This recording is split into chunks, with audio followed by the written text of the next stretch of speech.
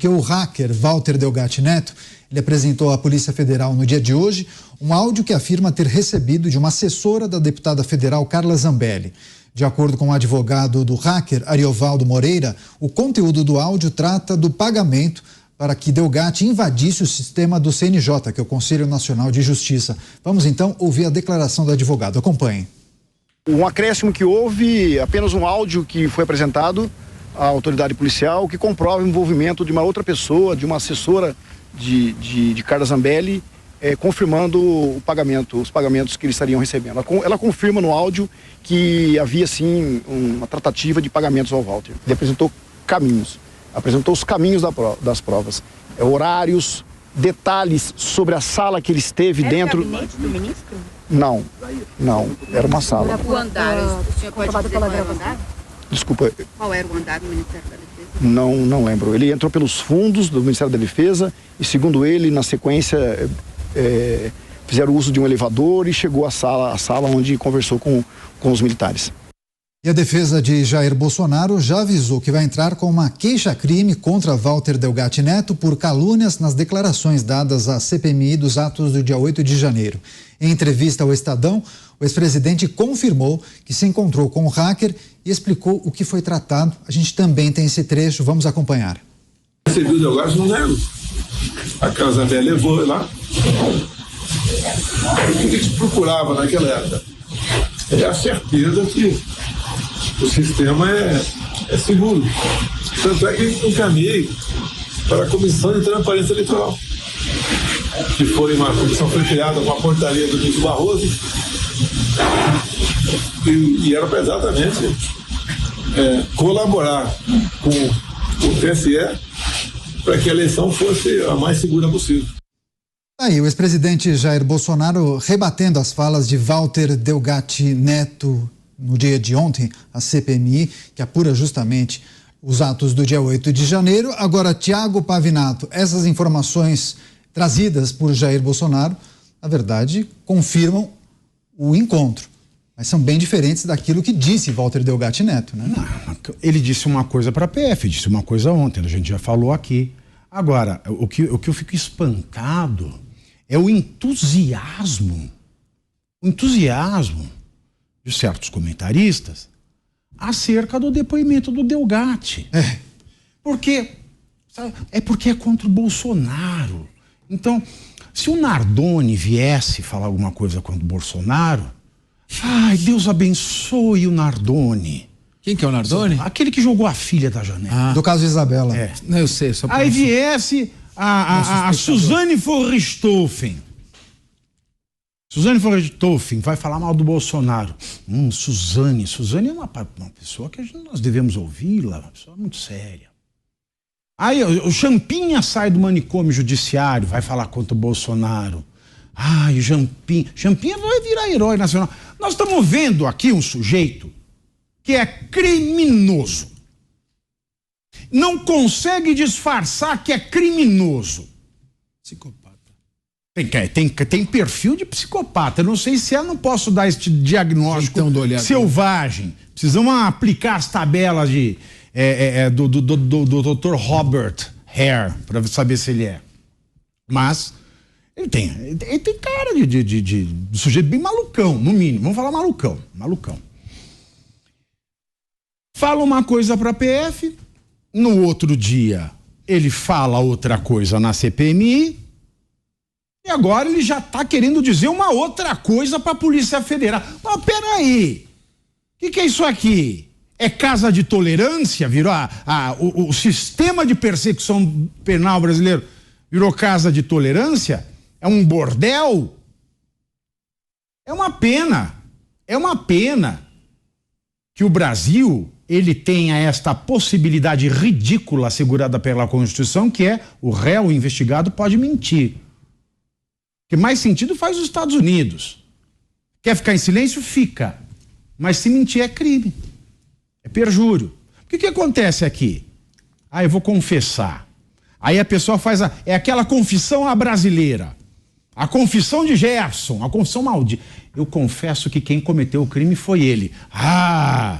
Ele confessou que o outro cometeu o crime. confissão alheia. Olha onde nós chegamos. Aí ele vai. Aí no outro dia ele fala, ele dá uma mudada. E como é confissão, a nossa legislação permite que a gente mude a confissão de 20 em 20 segundos. Eu dei uma confissão, virei as costas pro escrivão, saí, dei uma flatuladinha, eu quero mudar. Volto lá e mudo. Aí saio, faço um xixizinho, volto correndo assim. Eu quero mudar a confissão. Pode. Aí eu pergunto, o sistema de persecução criminal brasileiro não é uma palhaçada? É uma palhaçada. Aí você fica falando, ele vai confessar. Olha, enquanto o nosso sistema legal for esta avacalhação, a gente vai continuar nessa. A confissão, ela não é definitiva, não é porque confessou já está condenado. Tem gente que confessa para proteger outra pessoa. Tem muito caso de mãe que confessa para proteger filho. Acontece. Mas é o seguinte, a confissão, ela é só uma base para que se possa investigar. E são as provas que confirmarem a confissão que vão condenar, e não a confissão sozinha. Mas esse negócio de poder ficar mudando de confissão, a pessoa tinha que ser condenada. Tinha que ser condenada por fraude processual. Tinha que ser condenada por fraude processual. Agora, o Walter Delgatti, hacker, ele já hackeou 100 autoridades do país. Ele já falou que queria ser deputado. Criminoso. O cara criminoso, condenado, hacker, invade sistema de autoridade e ainda fala, eu quero ser deputado federal. Tá só no Brasil. O Capês, inclusive, estava se coçando aqui. Tem um complemento a fazer. Você até suspirou em algumas declarações aqui do Pavinato, né? Exatamente. Veja bem, no processo penal, confissão não tem valor absoluto. Nem para condenar o próprio réu que confessou. Porque ele pode estar mentindo e admitindo a confissão, e o processo penal busca a verdade real e não a verdade conformada com aquela confissão. Agora, eu queria me ater ao depoimento do hacker, do Delgatti. Qual que é o primeiro nome dele? Walter Delgatti Walter Delgatti Neto. Veja só. Primeiro ele diz, eu estive com Carla Zambelli. Muito bem, comprovado. Eu fui contratado por Carla Zambelli, tanto que a assessora dela me ligou, comprovado. Carla Zambelli me levou para conversar com o presidente que estava interessado em saber sobre a confiabilidade das urnas eletrônicas. Comprovado. E daí ele me encaminhou para falar no Ministério da Defesa, porque ele não conhece detalhes sobre o funcionamento das urnas, e lá talvez eu poderia conversar com alguém que entendesse também, tanto quanto eu, Delgatti. Muito bem. 4 pontos que ele alega e poderia, em tese, ter condições de provar. Nenhum desses 4 pontos indica a prática de crime. Nenhum. O que ele tem que comprovar é o diálogo que ele teve com o ex-presidente Jair Bolsonaro, em que o ex-presidente teria pedido para ele invadir sistemas do CNJ, do TSE, grampeado ministros, etc. Isso ele tem que comprovar. E se ele não puder comprovar e o ex-presidente negar, ele cometeu um crime de calúnia. E além do crime de calúnia, que depende aí de uma queixa proposta pelo presidente, ele não é mais servidor público, também ele pode responder por denunciação caluniosa, que é um crime ainda mais grave. Então, toda essa excitação, o Walter Delgatti falou, o Delgatti falou, é novamente aquela excitação jornalística com pouca repercussão jurídica. E aí eu chamo a atenção dos nossos espectadores que estão nos acompanhando aqui, ouvindo, quantos casos escandalosos que a imprensa cobriu, mostrou, o que deram?